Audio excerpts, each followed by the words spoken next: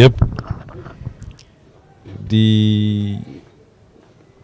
si ngëm-ngëm ak yëg-yëg bu xóot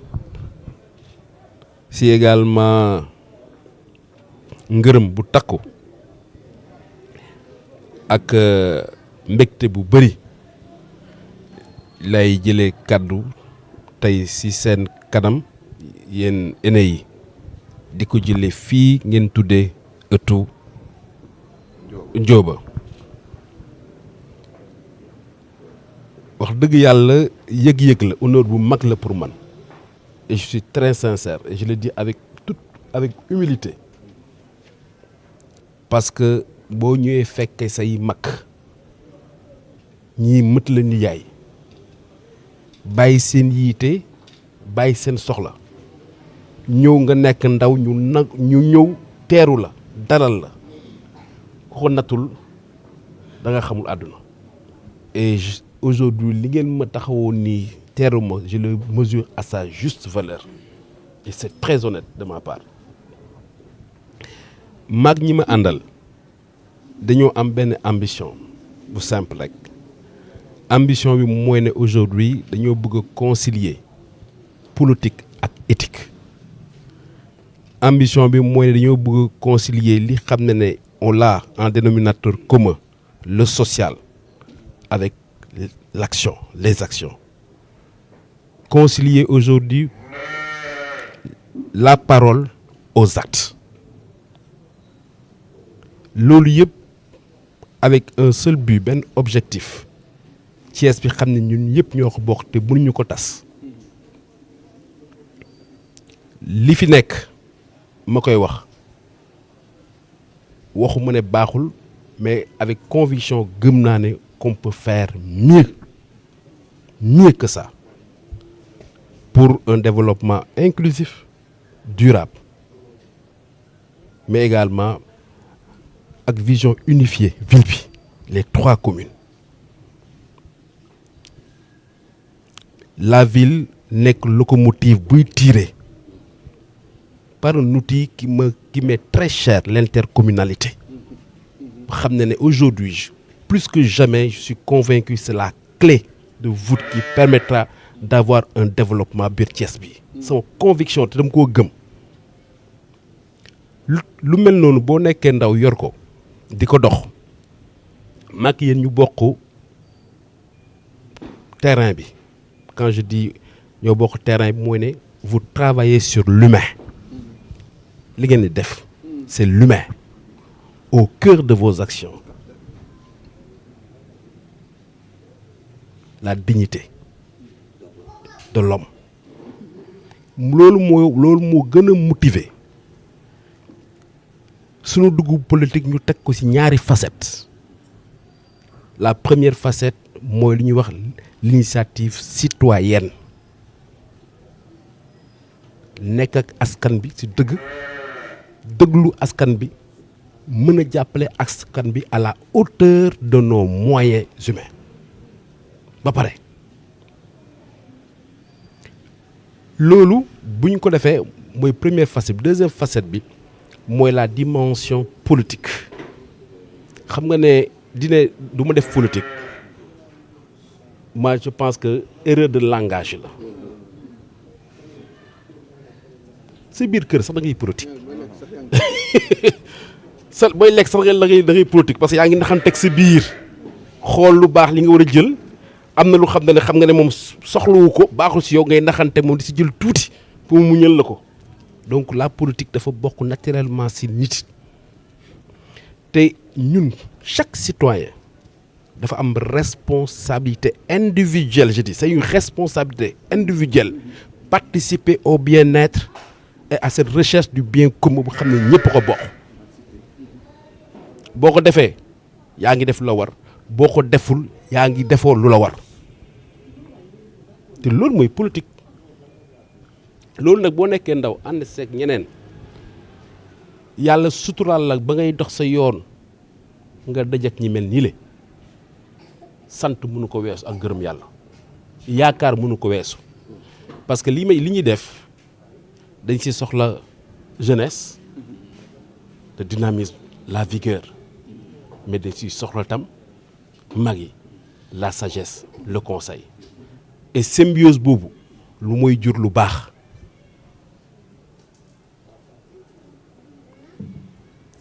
li ñu bokk muy Thiès li ñu bokk muy Thiès Ouest ku yëkkati loxo ne bëgg naa ko keneen yëkkati loxo ne maa la ko gën a bëgg dama koy wax fu nekk benn nattu laa am mooy damaa bokk man si yëkk loxo ne bëgg naa nattu la l'ambition souvent nattu la parce que li gën a yomb souvent nit ki li gën a yomb mooy li nga yor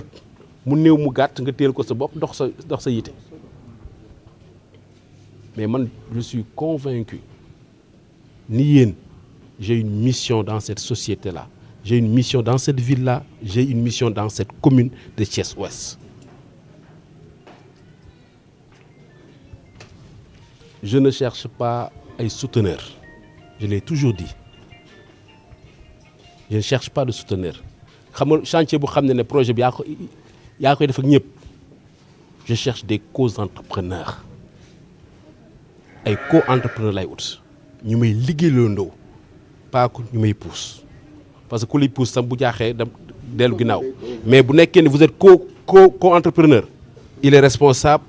yow tu es responsable bu baaxul ngeen taxaw ngeen waxtaan defar ko ngeen avancer moi je cherche des grands frères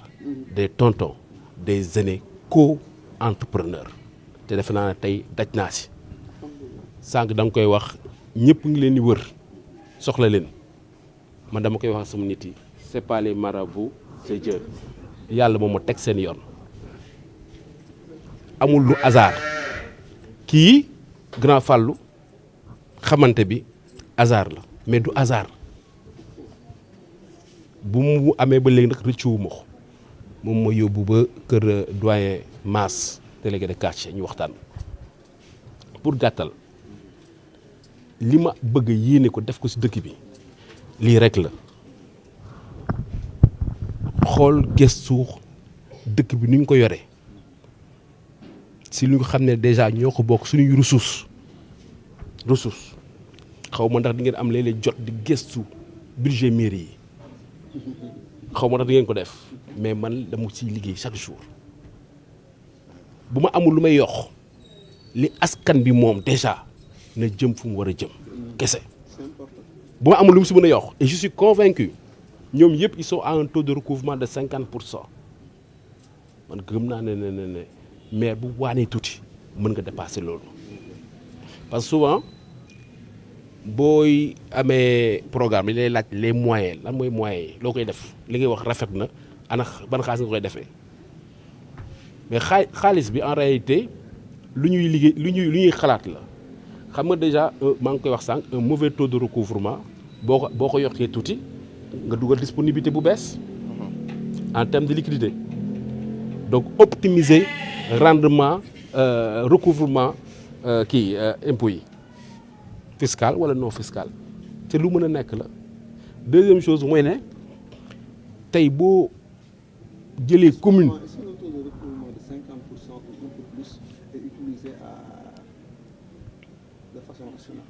de façon rationnelle non loolu mën naa la si wax ba léegi benn rek xam naa ñu ko teel dama ko téye woon nag pour benn émission aujourd'hui je prends aujourd'hui tey le budget maire ville budget 2025 dafa nëbb ba léegi benn citoyen gisu ko ce qui est anormal les budgets dañ ko war a jot ban budget bu gën a garaaw ban la du budget état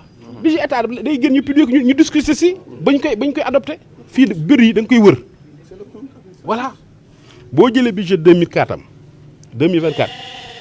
budget prévision recette de fonctionnement 1 milliard 900 investissement 800 et quelques millions sur les 1 milliard 900 il fait un taux de recouvrement presque de 50 quelques %. Il se retrouve avec 898 millions de recouvrés. Doyen, sur les 898 millions, amna yi ñëpp liggéey ngeen déglu leen lu mu wax dépenses diverses participation diverses 220 millions dépenses diverses participation ñëpp xam nañ ne fu ñu bëggee déverse rek moo ne opacité totale donc 23% du budget sur un budget de 890 millions est parti sur dépenses diverses ak participation diverses xamoo fu muy dugg xamoo fu muy dugg parce que c'est divers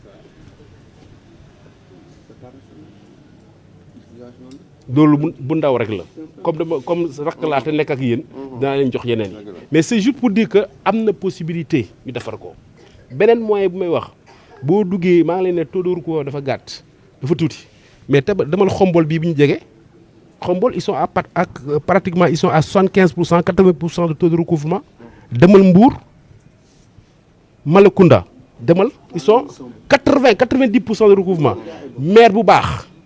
xam nga looy ñu ko def partage d'expérience da ngay dem xombol ak yeneen yi nga ne ko yéen na ngeen di def ba ngeen mën a recouvrer 90%. donc c'est un outil de gestion optimisation recettes yi recouvrement bi partage d'expérience bu ñuy wax partenariat public privé les gens pensent que c'est seulement dans l'État déedéet fii Thiès waay am na Thiès waay yu yor xaalis tey ko seen poche di xaar juste wala possibilité am opportunité bu leen di may ñoom ñu mën a investir ci biir dëkk bi il faut pouvoir aller vers ces gens-là il faut pouvoir les proposer des projets pour que ñoom seen dërëm ñu am yéene investir ko fii balaa ñu ko yóbbu ay Dakar c'est des outils fu may mujjee nag di leen tooñ ñoom ñëpp maire bu mënul génn dem bitim réew indi partenaire maire boobu nañ ko téye na bàyyi ñoom yëpp